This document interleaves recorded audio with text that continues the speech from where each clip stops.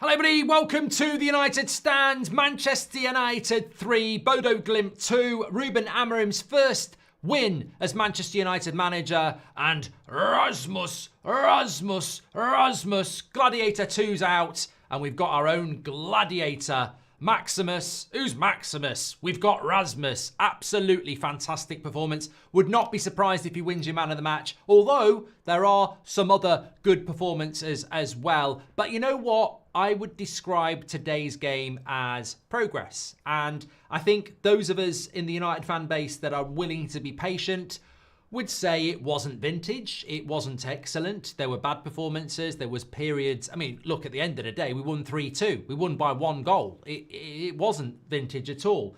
But I think the journey to the win was more satisfying than winning 4-0. I think that going 1-0 up, then being 2-1 down, then having to win the game, again, Amorim will learn so much more from that game than he would have done if we'd gone 3 or 4-0 up and cruised through. He's seen his team go behind. He's seen his team have to come back. He's seen his team score the best goal they've scored under him yet, which was the 3rd goal, which was a brilliant piece of teamwork and passing. So I think, look, the one thing I will stay consistent with Amorim at the moment is, although the results haven't been dominating or superb, I think he's learning so much. And the most important thing was that we win today. And also, I think one of the big things is, and obviously we're going to go through the player rating, so links in the description, mark every player out of 10, 6 being the average, star for your man of the match. But before we go into that, there's a few things I want to talk about. I don't know whether you agree with me, but I think that we are starting to see, and it is still very early, but I think before the Ipswich game, we had no idea who was going to play where, what his best team was going to be. And obviously, that's still going to take a few more games, but I think we are starting to get a hint of players that will be in his best team. Whereas before Ipswich, you could guess, but you wouldn't necessarily know.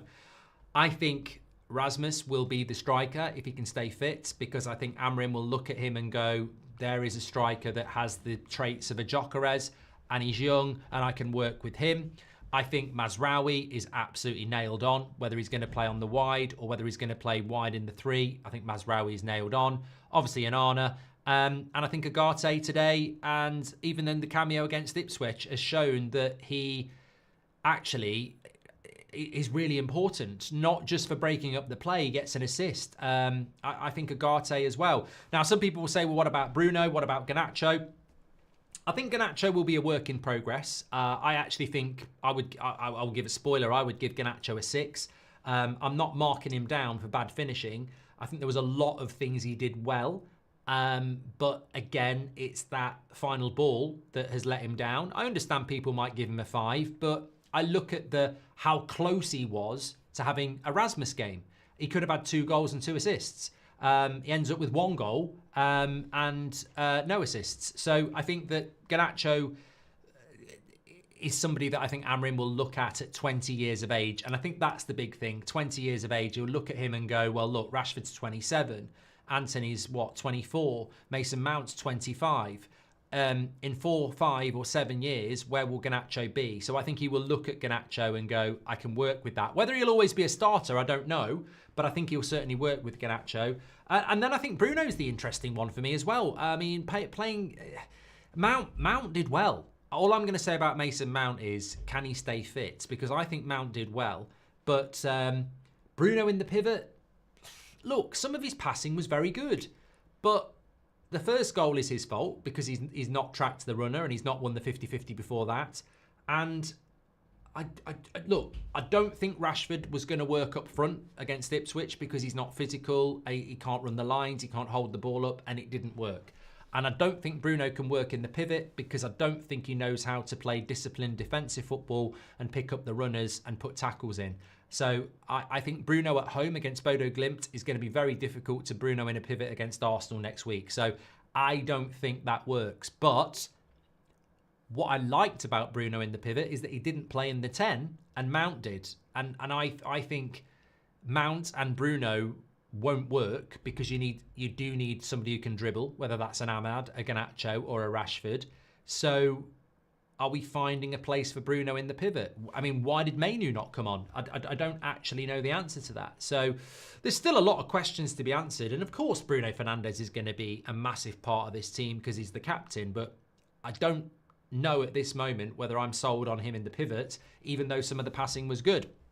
But look, I think that tonight was almost perfect. And I know people will go, oh my God, you only beat Bodo Glimt 3-2. I don't care what a rival fan thinks. We're on our own journey. I don't care what a pundit thinks or the media think. We're on our own journey. And as a Man United fan, I thought tonight was perfect. We went 1-0 up. We're 2-1 down. We had to show character and we won the game. And I don't expect Rome to be built. I expect foundations to be dug. I expect pipes to leak, and we have to fix those pipes in the foundations. And that's what happened today. It wasn't amazing, but it wasn't bad. It was progressive, and I think we'll get better. And I think as well, the player that's really worth mentioning is Rasmus, because it amazes me how Player FC still exists at this football club in a time where we know we've got to be patient. Like before the game, there was people in the chat on social media going, oh, he's shit. He's absolutely shit. And I'm like, but he really isn't. Like, he's the only real striker we've got. He works incredibly hard. He does need to work on lots of aspects of his game, but if you give him chances, I believe he will score. He scores 2 good goals today. They were the only 2 chances he had. I don't think he had another shot on goal. I might be wrong, but I think they were the only 2 shots he had. Now, Garnacho had plenty. Bruno had plenty. Ahmad had a few. Rashford had a few. But I don't think Rasmus actually had another shot on goal. I think he had a 100% conversion rate. And I've spoken about this so many times. His conversion rate is incredible. But you've got to give him the chances. And Mazraoui and Agate today gave him chances. So I think that I really hope that our fan base can just start doing what they're hopefully doing with Amorim and do it for everybody else. Like, get behind the players. I mean, even... I know, like, Dalot was getting slated loads in the second half, but I don't see Dalot as not as part of our plans. I don't think he played well, but some people were saying, oh, we need to sell Dalot, get rid of him. I'm like, he's having a bad game, but it doesn't mean we need to sell him. And look, Malacia was bloody awful, but he hasn't played for 18 months. In 6 months, he might be half decent. And Rashford came on and people were like, oh my God, what a miss. He's misplaced the pass. And I was like, yeah, but he ain't going anywhere before May, and he might not go anywhere in May. And... I don't think he's a striker. I don't think he can play out wide. So the only place Rashford can play is the place that he came on. So I was actually quite excited to see him in that role. And I really actually hope he can do quite well in it, because I think it's the only place he can play. So I'm quite open to everybody doing well, and I hope that can happen. But yeah, we've got to rid ourselves of Player FC because it's just so damaging. And especially in the case of people like Rashford and Garnacho. I mean, these are kids that can really grow at Manchester United, and I think I trust Amorim to do that. And we shouldn't be writing them off. We really shouldn't. And unfortunately, there are elements of our fan base that want to write these people off, and I just don't get it. I thought Mason Mount was very good today, says McAlvis. I like Mason Mount, but I just panic about the fact that he's had, 5 injuries in just over a year. If he can... All I want Mason Mount to do is stay fit till Christmas, and then let's stay fit till the end of January, because he's had so many injuries pop up out from so many places that I don't want to get too excited about his performance today, because he might be injured tomorrow. That's the thing that worries me about him. I don't understand the Garnacho hate. He's always working hard. Putting him in the same pool as Rashford is horrible football analysis. Future is with Garnacho, says Refinery. Mazraoui is a good footballer. He impresses me more every time. Does the basics well. Has good control on the ball. Creative too. Nailed on pick, says Mike JBA. And if Amorim wants high intensity, how is Rashford going to stay in the team? His play off the ball is extremely lazy, says Sean. Great interview from Rasmus just then, Mark. Said 3-4-3 suits him well. Reminds him of Atalanta. Also, Sir Alex in the stands thought he was sacked. No, he's not. He's not. Regardless of what happens, it's good to have fun watching United, even if it's for a game. Very grateful to enjoy our team for a change, says Bader. And what I really liked was you could see Bruno was waiting to hit the Hollywood balls, but thought twice about it.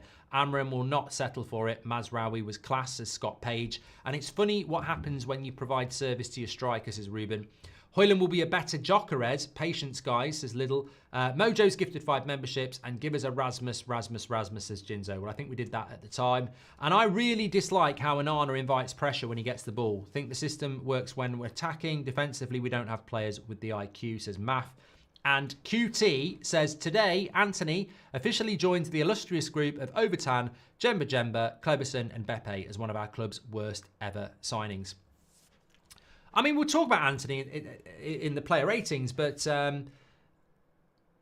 I don't know what game I was watching where people said he was decent. I mean, there are standards, and, you know, people are not backwards in coming forwards to criticise Bruno or Rashford or other players, but I don't know. Malacia hasn't played for 18 months because he's had a horrible injury.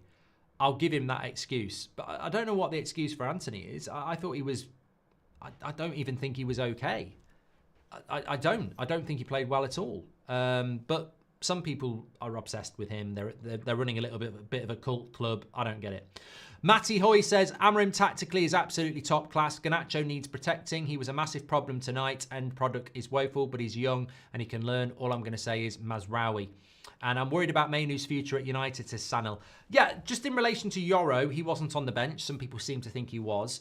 In relation to Mainoo, he is coming back from an injury. And I would have expected... I thought he was going to start tonight. I certainly would have expected him to get a few minutes. The question is, why are you on the bench if you can't play minutes? So I don't really know what's going on with Mainoo. I'd like to think it's just because if they don't need to use him, they won't, and they'll feed him back.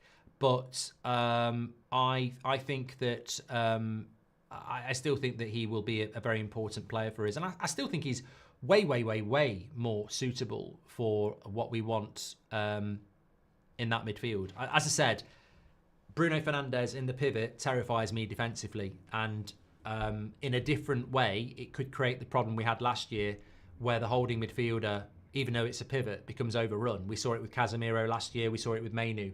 I don't think Bruno in the pivot really works defensively. Having said that, you have got 3 centre-backs, so maybe you can do that. But I'm going to need to see it more before I start saying, yeah, this is Bruno's new position. I understand why people want it to be Bruno's position because they want to play Mount instead of Bruno, and I get that. But I don't know that I like Bruno in that position. Gifted a membership, Mike JBA, and Anana made my heart stop when he came out, says Annie. And the irony of Ten Hag's entire system built on high press and turnover, yet we did it more today than any time under him, says Shenanigans. And Mojo says, today's game was very refreshing from what we have been seeing for the last God knows how many years. Mazraoui, Anana, Højlund were brilliant, and when Ahmad came on, the right wing just opened up, which Anthony was struggling with as well, says Mojo. Oh, it was night and day. What Ahmad did out there and what Anthony did out there was night and day. But then again, to be fair to Malacia, I don't think Delo massively improved on him in the second half. But just before we do the player ratings, I said it in the game, I'll say it again. I think if you want to take something away from that game, take away the third goal. Not only is it the winning goal, but it's the sort of goal we don't score. It's the sort of goal Liverpool score. It's the sort of goal Man City score, Arsenal score. It was a brilliant goal, and I'm so glad it wasn't called offside because they deserved that goal. It started actually with Anthony on the wing. Simple pass into, I think, Agate, gives it to Mazraoui. Agate's made the run into Mount, little flick, Agate cut back Rasmus. So simple, but so impossible to defend. And we don't score goals like that because what normally happens is somebody gets it and shoots. But we passed that ball in. It was a thing of beauty. And I've been wanting to see goals like that at United for years. I want to see more of these goals. Simple goals. Pass, move, pass, goal. And it was brilliant. And I hope that that can be symbolic of everything that's been wrong about this football club for a long time. The selfishness, not playing the right pass and not providing service to strikers. That goal did everything. It was well constructed. It was good passing. It was good movement, and it serviced the striker, and you score a goal. And how many times have we seen in those situations it will end up with a 40-yard or a 30-yard shot to nobody? So I felt that goal really, I think we're all anxious and excited about when the Amorim era really starts. And I think that goal could be something that hopefully we look back in years to come and go, remember that goal? That's where it started. I thought it was brilliant. Even though our second goal was the best goal. I mean, that was a brilliant goal between Mazraoui and Rasmus. I liked the third goal. And I think this is something that maybe some of our players need to listen to. The better goal was the second goal, but the goal we like the most is the third goal. It's never going to win, Worldie of the Year because it's a tap-in. But the construction was brilliant. And I think as fans, we get more enjoyment out of that third goal than the second goal, which was brilliant, because we want to see Manchester United scoring creative goals. Absolutely, absolutely. I know you played out of position, but when Casemiro came on, I pissed myself. You could feel the nervousness from the players. He just doesn't want to play there either, Bradley. I mean, I don't know whether he does it on purpose, but he's a liability, isn't he? One reason I'm fine with Yoro and Mainu not playing is when asked about learning the system during the season, he said the only way to learn it is the people who don't play practice it during the week, says William. Did someone honestly just ask why Sir Alex was in the Sir Alex stand, says Dazzo. And hi Mark, can you call that Pratt Robbie Savage a Pratt? Rasmus, says Jorkaev. I don't listen to him, mate. Unfortunately, I think some of you do. Mojo's gifted 10 memberships again. He's a legend. Thank you very much. Right, let's do these player ratings. I'm ready to go if you are. I just need to... What do I need to do here? Okay. That should do that. Right, okay. So we're good to go. I think for a long period of the game, I thought I was going to give Onana a 6 because I thought it'd been quite an average performance, but he did actually end up making some good saves. Although I would expect him to make them. So I'd go 6.5 with Onana, and we're off to a good start there because we both agree about that, or we all agree about that, a 6.5. Mazraoui for me, yet again, I mean, look, I'm struggling how high I might go here. I'm actually getting excited that we might have a Man United performance where we've got more than 2 players on 7 or above. So I'm definitely going to give him a 7, and I'm tempted to give him a 7.5. 7.6, we're not far off. Yeah, I just think that... I said it in the watch along. I said it on the video I did with Loz on That's Football Today. I think he's signing of the season.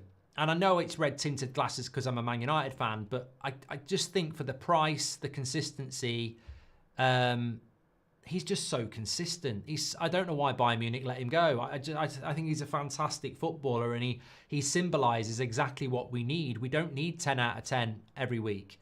We just need 7.5 and or 7. We need good every week. And these players are they're priceless, because you know virtually every week he's going to play well. And when have we had a player like that?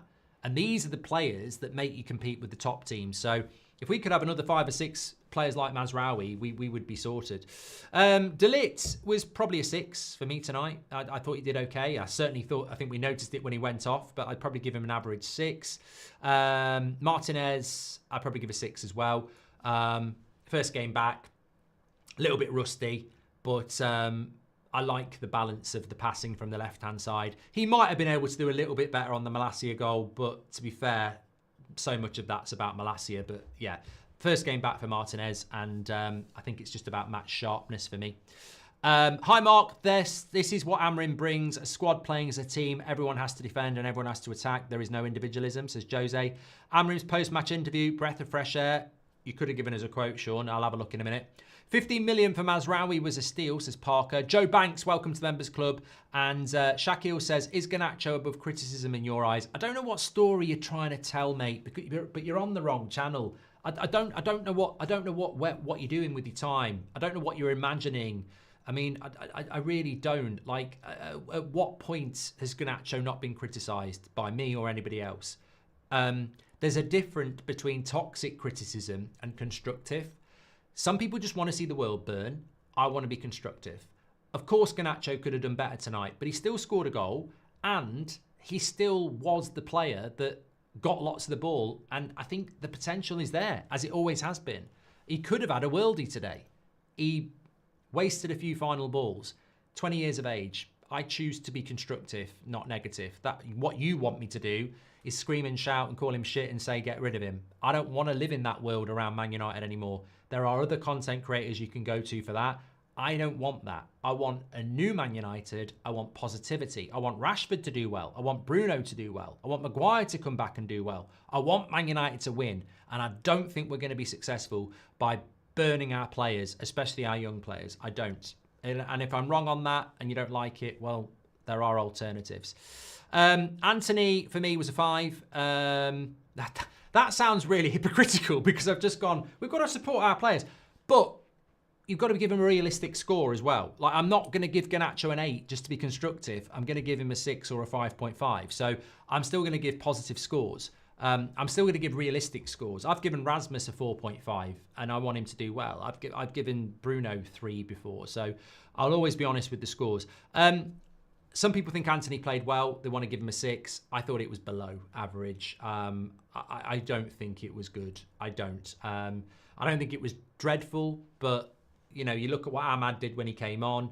The thing I have to be consistent with Antony is, because I've said it so many times and I'm a hypocrite if I don't, is that I think it's a technical issue. I think the problem is IQ. I think there is a certain level that he looks really good in, and I think in the Premier League he's just never really looked that good. He still runs into blind alleys, and he still tries to shoot at times. But he did have a part to play in the third goal, and maybe that won't be his last chance. Maybe he'll get other chances. I don't know. Agate for me was a really good 7, and I agree, a really good 7. He got the assist. He made a lot of tackles, made a lot of passes. I was very happy with Agate today, and again, I don't need Agate to give me 9s or 10s. Just give me 7 every week. He's in that role where if he can give me 7 every week, I'll be very happy about it. So really, really happy. And I think the good thing about Agate today was the progressive stuff as well, getting forward, get involved in the attack. I really enjoyed that. Bruno, I mean, Bruno's so difficult. Having listened to his interview yesterday and realised he's never going to get subbed. And I think I tweeted it. After 70 minutes, I was like, now is the sort of time where you take Bruno off based on his performance. But then the captaincy is just so important. And he even told us that in the interview, that as the captain, I'm delegating and speaking to people about what their job is. I've got to understand what the right side player does, what the striker does, what the 10 does. And that's it. I mean, I'm not comparing him to Roy Keane because he's not Roy Keane, but you very rarely subbed Roy Keane off with 20 minutes to go. And I think the captaincy is what keeps him on the pitch. And I don't know that with him off the pitch we'd be any better, because I don't think we've got a leader. So I thought Bruno today was average. I'd give him a 6. I think some of his passing was good. Some of his shooting wasn't good. Some of his defensive play wasn't good. But I don't think it was dreadful. So I'd probably just give him a 6. Do I want him in that role? No. Do I think he can do it? No. But that's just based on today. Let's see if he's going to stay there, if he can grow into the role. It's the defensive side of thing that worries me. That's what worries me. Malacia's got to be a 5. I'll cut him some slack because he's not played for 18 months, but you've still got to give him a real score. And to me, it was a 5 today. I mean, the amount of times he didn't put a cross in, obviously he got done on the goal. What I will say about Malacia is I really thought whoever came on would make him look even worse, but somehow I think Dalot was unable to do that. So I'll give him a 5. Mason Mount for me, probably 6.5. Yeah, and I'll take that. It was, it felt like it was a bit of cameo at times, but the flick for the third goal was good. He's just got to stay fit. If he can stay fit and build on performances like today, then it's interesting to see what he could do at Manchester United. But the only reason I haven't given him a 7 is because I thought Agate was a bit better than him, and Agate got a 7. But that's the justification behind that. But I thought he played well. I was happy with him, and I'd certainly start him against Everton. Garnacho, I'll probably give a 6. Yeah, I'd sort of agree with that. Scored a goal, was very dangerous. Actually did a lot of work in the second half. There was times where he was like the left wing back. Him and Dalot were doing some sort of swap thing going on. And he did do a lot of defensive work. And he did run a lot, which you have to do in an Amorim team. So all those things are the positives. The negatives are he should have scored 2 more goals, and he could have passed a couple of times as well. So, yeah, I thought there were good aspects to his game. There were bad aspects to his game. But we're not going to change that in a week. Garnacho's been that player for 18 months. On his day, brilliant. Sometimes wasteful. And he's done that for 18 months. We're not going to change it in 18... Well, not even at 18 days. It's going to take time. Like Rasmus, for me, man of the match, strong 8. Man of the match, right? Rasmus will have a game in the next few weeks where it's a 4 or a 5 because he has a bad game. 100%. 100%. And Garnacho will probably have an 8. That's what happens with young players. Rasmus is not going to turn into Erling Haaland from today. He will have dips, the same we will. But the point is, stay the course, see the potential, and back the player. And today, I think Garnacho needs a little bit of support because this final ball wasn't as good as it should have been. And Rasmus needs the praise. I think next week it might flip round and people will be going, well, Rasmus is shit and Garnacho's this. We've got young players and, you know, some people are worried about Kobe Mainoo. I think he'll be a big part of our future under Amorim as well. I still think Harry Maguire will be given a chance. I do. There are other players that haven't. Lenny Oro. There are players that haven't had a go yet. I mean, Xerxes didn't get on. He could still be part of it as well. But yeah, I think Rasmus will be man of the match. Luke Shaw, I'd say it was just a steady 6. To be honest with you, nice to see him moving towards that charity payout, which I'm going to have to pay if he can stay fit till Christmas Eve. But still a lot to play yet. I hope he can. Obviously, I hope he can. But yeah, it's steady from Luke Shaw, but obviously hasn't played football for nearly a year. So it's just about getting minutes in the legs. Did nothing wrong. Exactly, Mash. Casemiro, 5. Yeah, he was. I thought he was a liability when he came on and almost plays like he doesn't want to be there. But there were some good passes from Casemiro, but he just didn't look very comfortable in that position at all. Ahmad, I thought, was quite lively when he came on. I would say, I can't do it, but I would say 6.25. You know, I don't know whether it'd go as high as a 6.5, but I think he. Actually, I might go a 6.5 for Ahmad. Thinking about it, every time him and Garnacho, every time they get the ball, things happen. And what I mean is, it doesn't always end with a goal, but it feels like something's going to happen. And he will definitely start against Everton, Marvin. Absolutely will start against Everton. Yeah, I mean, I think for Everton, Ahmad will definitely start on the right. Mazraoui will play right centre-back. I think it will be De Ligt and Martinez. Probably Delot on the left. Agate will start. I think he'll go with Bruno in the pivot again. And I think he'll go Mount, Garnacho, Rasmus. Off the top of my head, I think that'll be the team he goes for. But Ahmad will 100% start. Delot, 5. Yeah, he had a bad half. I still think he's a good player, but I think he had a bad half. And he got better as the half went on. But I was a bit disappointed with Delot because I think Malacia was so lacking and there was so much space down the left-hand side that I really expected him to, you know, motor. But yeah, I'd probably give him a 5. Rashford, yeah, I mean, he could have scored. I think he was right to shoot. It was a bad finish. Always difficult when you're on the right-hand side shooting across the goal. That's why he wants to play on the left, because you can get your foot around it. But I think he had a right to shoot. Wasn't great. A few bad passes, a few good passes. I'd probably give him a 6. I mean, I didn't. 5.2. God, come on. There's a bit of a Rashford agenda going on. I don't think he was as bad as Casemiro or Malacia or Delot. That's the position he's got to play. All I'll say about Rashford is, in that system, can't be the striker. Certainly can't be the wide player because it's too much. You know, you got to defend. He has got to play in behind the striker, and if he can't play there, he's on the bench at Man United. I just don't know how that's going to pan out. But look, at the moment, if I'm being completely honest, for Everton, he's on the bench. I don't see how he starts against Everton. It doesn't mean it'll always be there, but I think he's got to be on the bench for Everton. I can't see. Mount's played better. Garnacho played better. Ahmad came better off the bench. Bruno can play that role. So I think he probably will be on the bench. Amorim tonight. Amorim tonight, I would probably give him a good 7.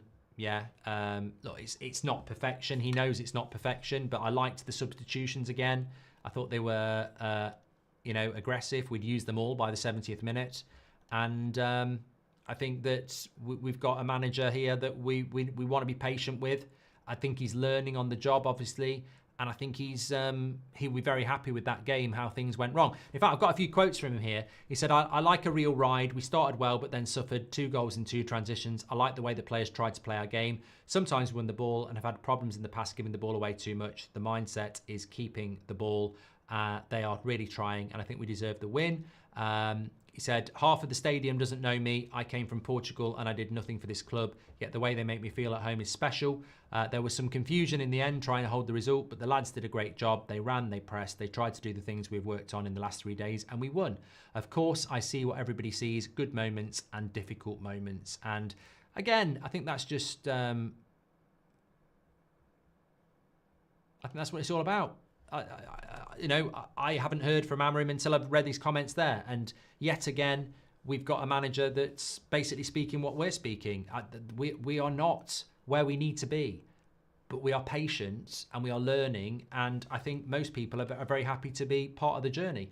Love Rasmus, love the channel. God bless, says Jins. Thank you very much for your super chat, mate. The negativity in the chat is hard to read. Quit the recency bias. Value positives as much as the errors. It's a 90-minute game. Cost nothing to be supportive, says No Coat of Sugar. I said this when Amorim got the job. I respect different opinions, of course. That's what we built this community on, and it's a great community. But I don't think the toxicity that was there in the last days of Ten Hag was going to disappear. Those feelings don't just disappear. They attach onto something else. I don't think you can be that angry and toxic and just suddenly be happy. So I think that there are still the remnants of toxicity, frustration that have moved from Ten Hag onto somebody else. And we've got to be very careful with that, because we can't grow and be patient if we've got people who haven't moved past whatever it was that was causing the problem before. There will be sales, there will be purchases, there will be bumps. But I genuinely believe we have a manager at the moment that talks the same as you talk. And yeah, the same as the owners. He might make mistakes and he might not be the chosen one.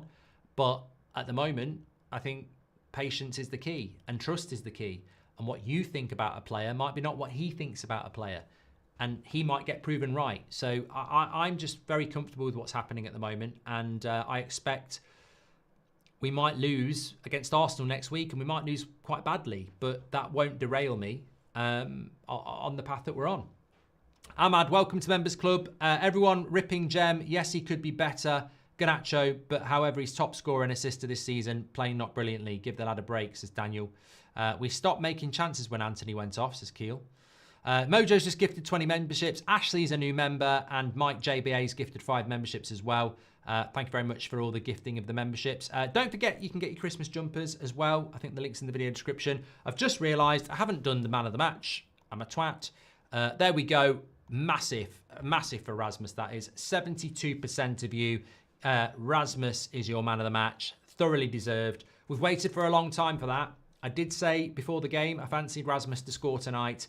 The complete performance for a striker. I mean, he created the first goal as well. An assist and 2 goals. Thoroughly deserves it. I don't think he's going to play like that every week. I still think there might be games where he doesn't get chances. In fact, 2 chances, 2 goals today. So it wasn't like there was a hatful. But providing with service, he'll score goals. I think with him, he's got to stay fit. Even Rasmus, not as bad as Mount, but was picking up a few injuries. We can't afford that to happen either. Make sure you smash a like on the video if you agree with that man of the match. And we are going to be going over to the fan forum now for their thoughts. So you know what to type in the live chat for that.